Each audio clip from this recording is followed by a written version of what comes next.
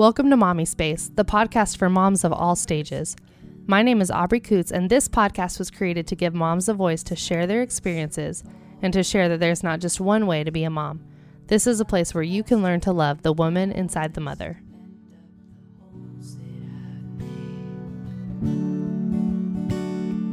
You are my problem, I can't fix alone. Welcome back to Mommispace. This is Bree, and today I have with me an very old friend, Dani Willingham. Dani, welcome to the show. Hi, how are you? Good. I'm so happy that you are doing this with me. We were just chatting just a minute ago. We go way back. I used to live in Atlanta, Georgia, and that is how I met Dani when we were very young. Such babies. Yes, I have a very fond memory of going out into the woods with you and your brother and my brother. There's something about a water snake at one point, I think. I'm sure. Campfires. Oh, yes. It was just such an adventure every time we were with you. Yeah. So I have very fond memories of that. And we have reconnected since we both have had our first baby. And it's pretty exciting. I mean, our girls are very close in age too, which is really cool. Well, I remember we went through pregnancy kind of together, and our due dates were so close. Yeah. And my daughter Gray ended up being 13 days past her due my date. And I remember gosh, that's right. I remember you having Bobby and being like, I'm so jealous that she just has her baby in her Oh arms. my gosh, dude, that's intense. Yeah, I do remember Yeah. that. And Bobby came early too, so that was Yeah. just like a crazy. I fully remember whirlwind. having a breakdown on the couch, Oh being my like, my friend God. just had her baby. Oh my gosh. Yeah, it's crazy how It's that no all joke to be fall- 43 weeks Dude, pregnant. no. Props to you, man. That was a big deal for sure. Yeah. But here we are, and Almost 2 years in. Yes, it's crazy. And yeah, so one of the things that I have loved, following you specifically, like on social media, you've been so open and vulnerable about your journey postpartum with your daughter, and just your own heart work. Like, I've just been so impressed with the way that you've shared so openly your own story, and the ways that you have worked towards becoming like a healthy person the best way that you can with what you've been through. Yeah. And so this is kind of a fun thing. Like, this month I'm wanting to focus more on mental health and like how we kind of walk through that as moms and just women in general. And you came to mind immediately. And so, yeah, that's what we're going to kind of dive into today. Awesome. But I'd love to start with you sharing a little bit about your motherhood journey. So just sharing like a little bit about you, essentially, like where are you guys at? What's family life look like? And a little bit about your pregnancy, birth journey. Yeah. So currently my daughter Gray turns 2 at the end of July. So like a month and a half. And I kind of can't believe that it's been 2 years already. I'm turning 30 next week. There's Oh my all of these, gosh, I know there's wow. all of these big things just happening in life. We got a puppy last week. It's just like life is crazy right now. And my husband Tyler turns 40 in July as well. So we're 10 years apart. Wow. And we met when I was 22 and he was 32. And after years together, we ended up in Portland, and I always wanted to have kids, a kid, kind of as soon as possible, especially with him being a little bit older. Sure. So we planned Gray. We fortunately got pregnant really, really quickly, and we are just completely ecstatic. And my pregnancy was really beautiful. I had a few minor complications. I had gestational diabetes and pregnancy anemia, and I was able to actually resolve all of those things through diet and things like that. So yeah, I was one of those women who fully was like, I love this. I want to do this over and over and over again. And then came the actual time to have her. So yeah, she was 13 days overdue. she was actually, let's see, she was 21 days overdue my original due date. Oh my goodness. Mhm. Wow. So it was a long pregnancy. Towards the end there, I was just really over it. And I had opted to do a home birth with a team of midwives. And so we ended up doing an herbal induction, and labor came super hard, super fast. Wow. And how long was it? It was like 8 hours in, a couple hours into pushing, my tailbone broke. Oh my gosh, that's right. And yeah, and so my body shut down, my contractions totally stopped. My daughter got stuck, and we ended up having to have an emergency transfer to the hospital. I had some some interventions, and ended up having her there, and was bedridden for 4 weeks because of my broken tailbone, not because of birthing. It was like just that. So that was something just so unexpected. I also, this is something I haven't really shared, but it's very closely related to my postpartum journey and moving into the postpartum depression that followed. But when my daughter was 5 days old, I found out that my father had tried to kill himself on her original due date. So that was all wrapped up in being a new mom, having this severe bodily injury, feeling just the overwhelm of all of that anyways, and then finding out about my father, who I had been on and off estranged from my whole adult life. So that was definitely something that you just never, ever expect to hear or to happen to you. So I feel like the next couple of months, I was just sort of living off of adrenaline, as a lot of new moms do. Like, you just you do what you need to do. You do your night feeds, you just put on your survival cap, and all of your instincts just take over. And I knew that I was predisposed to postpartum depression because of the mental illness in my family, and also because I've suffered episodic depression and anxiety for quite a long time. And I got to the point where I was like, oh my gosh, I totally made it through. Like, I'm feeling good. We're done. And then when Gray was about 4 months old, is when it really, really hit me. So yeah, it was super intense. And I've always been one of those people who, I believe in my own power, and I believe in my own ability to like create my reality, and just, I love believing that I'm capable, and acknowledging, I think because of that, I tried to just kind of power through, and I was like, I can do this. I can get through this on my own. And then I just couldn't.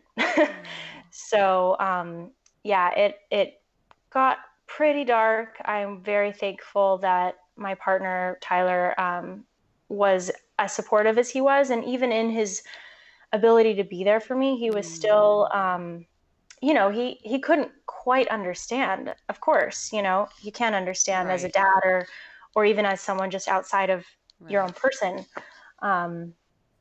So he stepped up in every way that he could, but I was in therapy, and I'm very thankful that I had that ability to take care of myself in that way. And I ended up going on medication, which is something that was very new for me. I previously, throughout my life, was pretty vehemently against pharmaceuticals.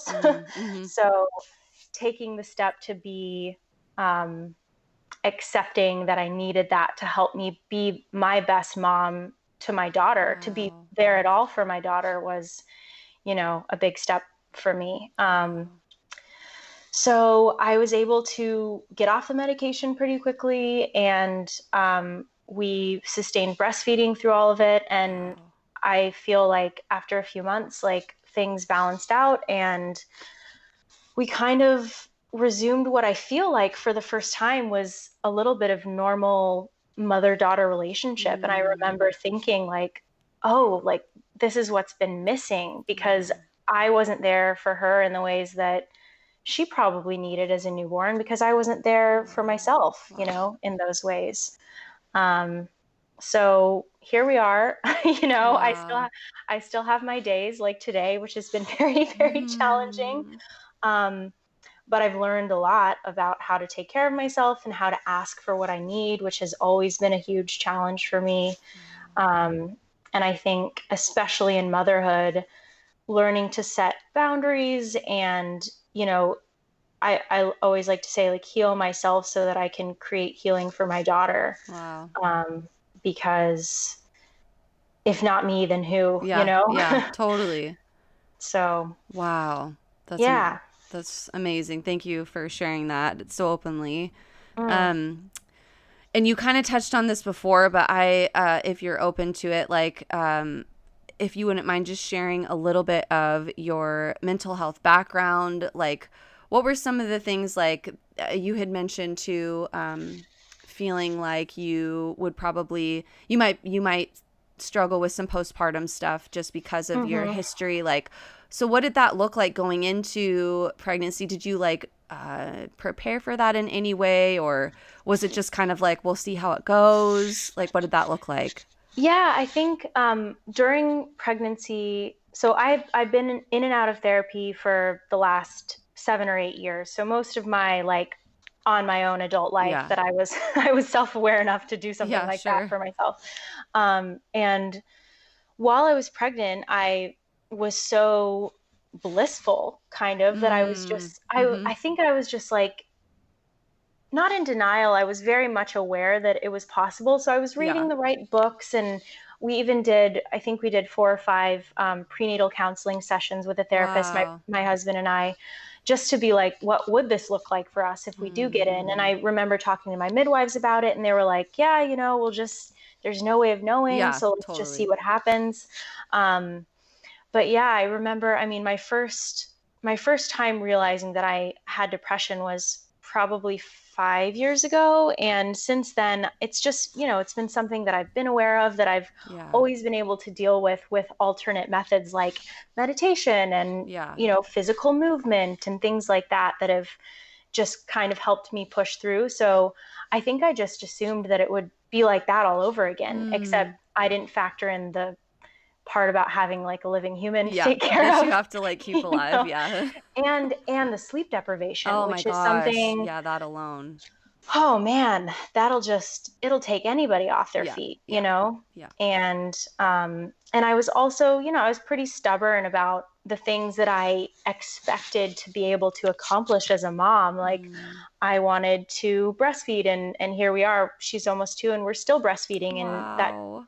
I'm very proud of that, but also, like, if I had been very real with myself, it probably wasn't like my healthiest mental choice at that time, so Wow. I did things like that um, they were for her good, and I didn't really factor in myself in a lot of the decisions I made as a very new mom. Wow. So Yeah. yeah, Wow. did that kind of answer your Yes. question? Is Yes, there it anything did. else? That's Okay. really good. Yeah, and actually it kind of leads into my next question, Okay. which would be, what are some of the ways that you are learning to tend to your mental health and growing and tending to your own heart and that kind of thing as a mom now? Like, we're 2 years in, like, what does that look like? And yeah, let's start there because I want to keep going, but let's just start with Yeah. that. Well, based on days like today, it's nothing's working. No, I'm kidding. A Oh. little background for everyone who wasn't listening to our earlier Yeah, conversation. yeah. It's been really hard. It's one of those days. Yeah. So last year, I think it was September or October, Grace started daycare 1 day a week, which for me, That's amazing. I'm very thankful that we were able to do. But that alone has just given me so much, just like kind of like I just did, like, it's just allowed me to catch my breath. Yeah. We live across the country from both of our families. We don't have really a stable community here, no help. So and my husband works 70 hours a week and travels consistently. Yeah. So it's been just me the whole time. And so giving that gift to myself of acknowledging that I just like needed a day, Yeah. Come on. It's so good. So good. was a big step for everybody. And Gray has thrived. Wow. She's so social and she does so well there. And like knowing that just helps everything, of course. So that was kind of, that was a big step for me, just acknowledging that, like, okay, I need this day to like clean and cook and do just things that are just hard to do with a toddler when it's just you. Yeah. And, and I'm still in therapy. My husband and I actually started couples therapy about 8 or 9 months ago. That's amazing. And that has, that's been incredible for us. So acknowledging that, like, he suffered a little bit of PTSD from what we went through together in my postpartum journey. And we came out on the other side of that, like, absolutely in love, but just really shell-shocked. And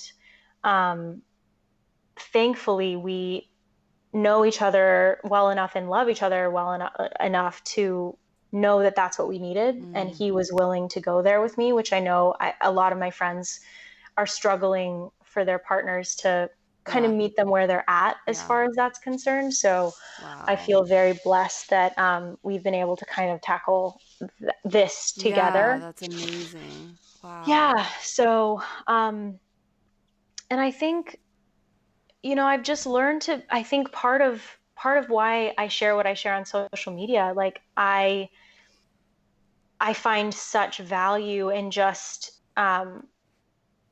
knowing that other people go through the same kind of things, and finding support and finding community, even online, has been incredibly instrumental in my recovery and in my kind of lasting ability to stay balanced, because I just don't feel so alone, Yeah. And I think learning to be vulnerable about my mental health struggles has empowered me to move through them in much healthier ways than I did before. Because prior to having a baby, and way prior to, like early 20s, that kind of thing, I did a lot of self-medication, and coming out of that, knowing that that's like, I knew why I was doing it, but I was never self-aware enough to understand the extent of, the support that I needed. And being in a place in my life where I do, and I'm not afraid to ask for help, feels, it feels different, Yeah. That's so amazing. I'm like, I don't know. My husband and I have been really fortunate to be able to continue with like couples therapy, like even after getting married and everything. And honestly, that like changes everything, because I've even found, like, obviously this is a little bit different. I'm just piping in with my opinion here, so please ignore if you need to. But yeah, I think even when you think everything's going well, I think those are the moments when it's like almost most important to continue that practice of checking in, because when you're emotionally hot or high, it's hard to kind of think rationally. At least for me, I'm a very emotional person. Absolutely. So me too. It's like so hard for me to be like, okay, you have a side that I need to hear and need to pay attention to. It's like, no, I'm right. All of the things that I'm thinking need to be heard, that kind of thing. But when I'm not in that emotional place, it's so much easier to be like, oh yeah, I see where you're coming from, and knowing what triggers are being pushed, and Absolutely. so I am huge man. advocate for that. So Yes. And you saying the word trigger, just it's like our kids are I feel like they are our biggest triggers. Oh my gosh, seriously. My daughter pushes every single button that I never even knew I had. Yes. Oh my gosh. Then dealing with that in a partnership as parents, I feel like, if you can get to the place where you're not struggling, when you're having the hard conversations as more like preventative, then that's just setting yourself up for success. Totally. Because, our partners are going through the same kinds of things differently. Yes. No, I love that you mentioned that. I think that's such a good point, because where it's really important that we're paying attention to our own hearts and our own bodies and souls, like tuning into that, like as moms. I think that's it's so important that we're also like checking in with our partners or spouses, like that, hey, where are you at? Like, what's going on in your head and heart? Like, I want to acknowledge Totally. that that's a real thing that you're suffering too, because I'm not fully present all the time or whatever. So I love that you mentioned that. Yeah. And actually, yeah, I think my next question was going to be, is what's some advice that you would give to a mom who thinks that they might be struggling with their mental health? So this, like, you could give examples of like somebody who may be able to afford counseling or therapy, and maybe who isn't in that place yet. Like, just Totally. give what you got. Well, first of all, if you have insurance, a lot of That's a good point. insurance covers postpartum mental health specifically. That's really good. So I was able to go to a therapist who took my insurance, and it ended up being $20. Dude, wow. Yeah, $20 in copay every session. Wow. So for me, that made it affordable because I, as a stay-at-home mom, I wasn't about to be able to shell out like 200 whatever Right. dollars a session. So I did, and this was my husband's prompting, so I'm thankful to him for that because he's the financially minded one of both of us. But yeah, I was able to afford it because of insurance. And so I would say if you have insurance, check out therapists. There are definitely therapists, I'm sure, available to people who have insurance that are able to make it a lot more affordable and a lot more accessible. So I would say that is step one. And honestly, I have found so much beneficial information on Instagram. Like, social media has become such an incredible tool for mental health and healing, I believe. There are so many accounts now of moms, of therapists, of psychologists. Like, there's so much information out there. So I feel like if you can find the right accounts that speak to your heart, and I think the important thing is they give information in a way that resonates with you, because I it's different for everybody. Like, I receive information differently than you're going to. Yeah. And what kind of strikes change in me is going to be different than the next person. So I feel like a free and easy resource right off the bat is Instagram, podcasts like this. I mean, there's so many things available if you have an internet connection, which I know not everybody does, but if you do, like ebooks. I mean, there's so many incredible resources I feel like now available online, on social media, in, audiobook podcast world. Do you have like a couple favorite that you would I mean, obviously everyone's different, so, but if you had like a couple off the top of your head, maybe. Let's see. No I pressure. mean, yeah. Well, the book that I read, Shafali Saburi, she is a child psychologist who, her books, and I'm blanking on their names right now, but her books I listened to on audio tape when I was nursing, like as a brand new mom. Wow. And they were absolutely incredible. I believe one's called The Awakened Family, and they talk about mental health and healing through, she goes like through generational trauma and how we can, as parents, kind of heal that in ourselves so that we are healing our children, and how to handle our kids as they push all of our buttons and become the independent people they are supposed to be, which is hard for a lot of people to accept and understand. So she's an incredible author that I would highly recommend her books for parenting specifically. Another book that I read in this past year, recommended by my therapist, is called Overcoming Perfectionism. Oh yeah, I've seen you post about that. It looks amazing. And that one I would recommend to anybody. Okay, cool. Perfectionism is something I've struggled with my whole life, and especially as a mom. We live in this day and age, and speaking of social media, it's like it is such a beautiful place for information, but it can also be so highly toxic because there is the comparison culture and all of the things you think you're supposed to be doing. So for me, overcoming the perfectionism of my own parenting and my own desires as a mom, is an ongoing journey, and will probably always be something that I work on, because I want what's best for my kid, but also I need to like go easy on myself a little bit. That's so good.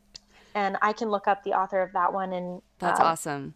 give you the Yes. notes for that as We'll well. add links for those in the Yeah. show notes, because that would be a sweet thing to show the audience. Yeah. Mhm. Awesome. Oh, I did want to say, so I have even a mom friend of mine now who is over 2 years after having her first child.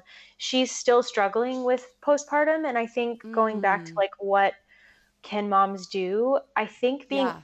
honest about what you're feeling, no matter what point in your parenting journey or pre-parenting journey you're at, I think that is like the number one way to start receiving the help that you deserve. That's right. Because if you're hiding it from everybody, there's nothing that your community can do. And I feel like knowing that being vulnerable is scary, but is also the way that, like, on the other side of that is, you know, the balance and the healing that you hopefully will be able to access. So, I mean, for me, I found such value in like a community of women that I'm just able to like unload on, and we are just a safe space for each other. And if there's any, like, I felt like I didn't have that for a really long time. And having that now, I would say, like, if you don't have access to anything else, try to just one friend, your own mom, like whoever you trust, whoever your safe space is, like, just let them be there for you and So good. ask for help and ask for breaks. Because I think especially like in today's culture, we do so much on our own, and the village mentality, it doesn't exist for so many of us. And we're still, you know, quote unquote, expected to do all of it. And it's just really not possible, especially if you're dealing with underlying mental health stuff. Totally. Wow. So that's amazing. Thank you for that. Yeah. I'm glad I didn't go into the next question, because that was We'll beautiful. go for it now. Yeah. That's so good. Okay, so how has your value for mental health in general, how do you feel it's influenced your parenting? So much. Going into my parenting journey, I wanted a couple of kids, maybe 3, maybe 4. And I think at this point, we've decided to just have one, which in and of itself has been a whole thing, as you can imagine. Totally. I have grieved kind of the family that I thought that I would always have. And this is part of the things that my husband and I have gone over in therapy so many times. But for me, I think if I'm ultimately honest with myself, like, I don't know if I'm cut out for raising another child. And I feel like I'm at the place where I would rather be present for my daughter than risk not being there for her for any other reason. And I think that I struggle with the societal pressure of it, and having siblings, and I have a sibling who I love dearly. And so that's been definitely the number one thing, because I'm kind of living this reality that I never expected, in most likely being a mom to an only child. So kind of just coming to terms with like what this present looks like with just her, as my friends get pregnant with their second, or are planning their second, or having their third. I'm kind of in this community of people who are all having multiple children, which is normal, and kind of being the one to say, I don't know if that's me, and I don't know if that's healthiest for my mental health. Has been, incredibly challenging, and also at the same time incredibly empowering and liberating, because I've just been like, oh, okay, this is real. And to go against that would be dishonest to myself. And we're not closing any doors yet. We're we're still waiting. We've given ourselves a couple more years to kind of decide one way or another. But my husband's going to be 40 next month, and we're just kind of like, we're happy, we feel complete as a little family. And so good. And I guess we'll see. But yeah, that's definitely the number one factor, is that I would have expected to be pregnant again at this point, if that was possible for me. And I'm not. And Yeah. I'm really happy for my friends who are having more kids. And I'm just, um, and I'm also just, you know, happy not Yeah. doing that. So, Yeah. so that's number one, at least in like the present reality. And Sure. then I think just overall, like having this deep desire to continue my own self-discovery and like knowing myself better and better every single day so that I can be the mom that Gray deserves and raise her in a way that she knows herself so much more than I ever did as a child. And hopefully, um, being able to validate her in her worth, in her, value, in her wholeness, so that she doesn't struggle with the things that I've struggled with. And, I'm they say like we're all our kids' reasons for going to therapy. So who knows? She'll I probably end up know. dealing with stuff that I've done to her that, I'm like terrified. I know, totally. But I've asked my therapist many, many times, like, am I ruining her? Yeah. And she's like, no, you're doing fine. Like I feel like this generation, our generation of parenting, we're being really open about our mental health struggles for the first time. Like my mom for sure had postpartum depression and was never allowed to talk about it. And I feel grateful to be having a child in a time where I can talk about it and,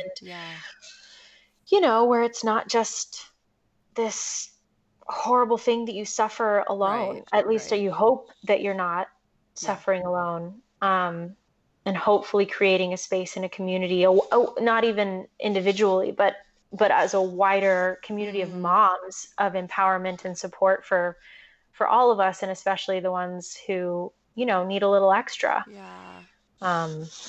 really good. So yeah, I think that's about it. That's so good. That's so funny that you said that too, because I've totally asked my therapist the same, like, oh my goodness, what my kids for sure going to be. But I love that thought that there is something different about this generation, and the honesty and the hunger for the honesty and vulnerability and being true to yourself in whatever way that you can find that and search for it. And so I think that's a really good point. So thanks for that. And I feel like, especially you saying that, like in whatever way you can find it, I feel like, my way of journaling is by sharing on social media. And I've had people be like, why do you share stuff like that? Like nobody needs to know that stuff about you. And I'm like, yeah, for me, that's like, that's just how I do it. And it's definitely not right for everybody. And I think like, however feels right for you, like you may not want to talk to anybody about it except for one person. And that's totally okay. That's really good. I feel like the expectation should be nothing. It's just like, get the help that you need in the way that you need it, not the way that you think you should get it or think you need help, It's so powerful. So, yeah. Yeah, I think it's cool too, just on the social media piece. Yeah, it's not for everybody. I've talked with a couple moms about that specifically, like, but there is something really powerful, I think, about the fact that whatever we post is there forever, essentially, right? And it's kind of a beautiful way to document and get to share with our kids in the future, like what it was like, and I don't know, I get kind of excited to see what that's going to look like someday. Who knows, maybe everything will be gone at that point, but I hope not. I know, me too. Yeah, seriously, I mean, every day I see your posts on Mommispace and it sparks something new in me every single time. So like, I'm so grateful for you for sharing what you share, because it helps me in turn like have self conversations, that I wouldn't have had previously. And I think that if we can do that as moms who are comfortable with that, and we can like maybe just inspire one other mom or one other person to like think about something a little bit differently, or maybe get like love on herself a little bit better or more or whatever, then then it's all worth it. Yes, totally. Oh, that's so good. Wow. Okay. Well, I have one last question for you, even though I know we could probably go on for a lot longer. Forever. I Yes. know.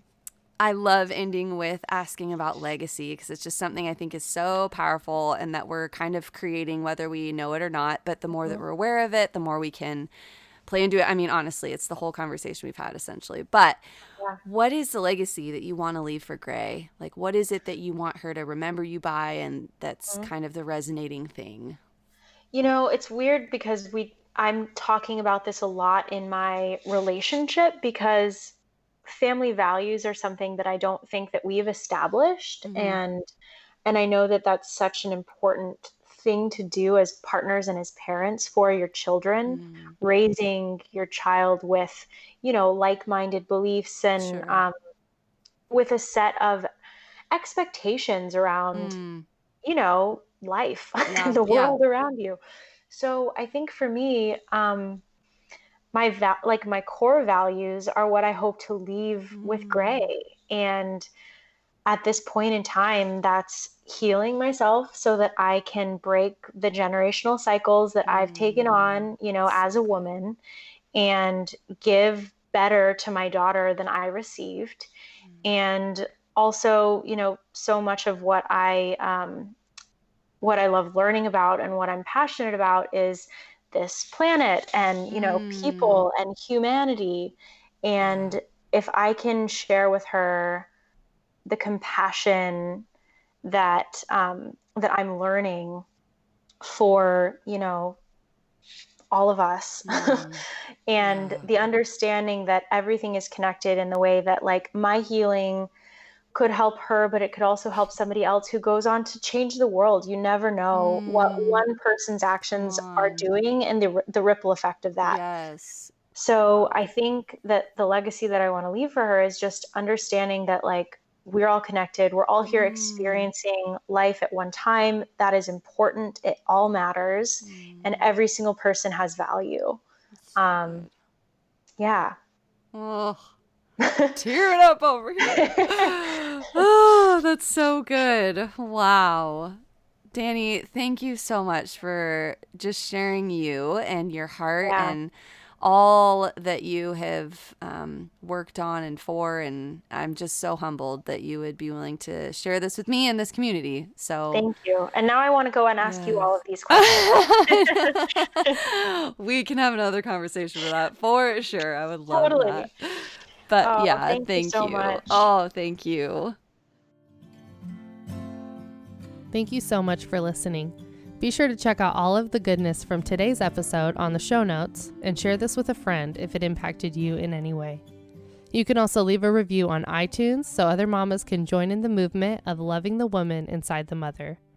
Join our online Mommispace community every day by following us on Instagram at Mommispace, that's MOMMI space, where you can interact with me, some of our past guests, ask simple or hard questions, and give your valuable input on how to make Mommispace an even more beautiful, safe place for mamas all over the world. All my love to you, mama. You are enough.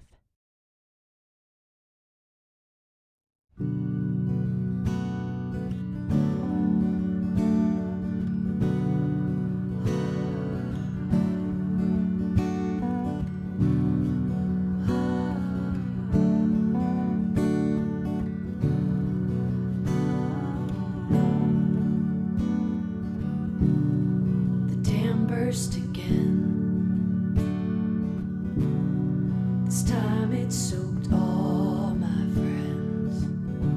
I bought plaster and pallets to bend up the holes that I've made. You are my problem, I can't fix them all.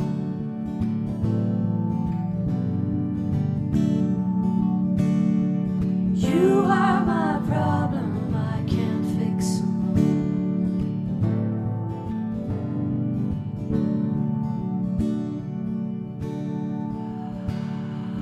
1, 2, 3, 4, every moment I sway. If I had a nickel, I'd pay you to stay away. Patience, deliverance, my stomach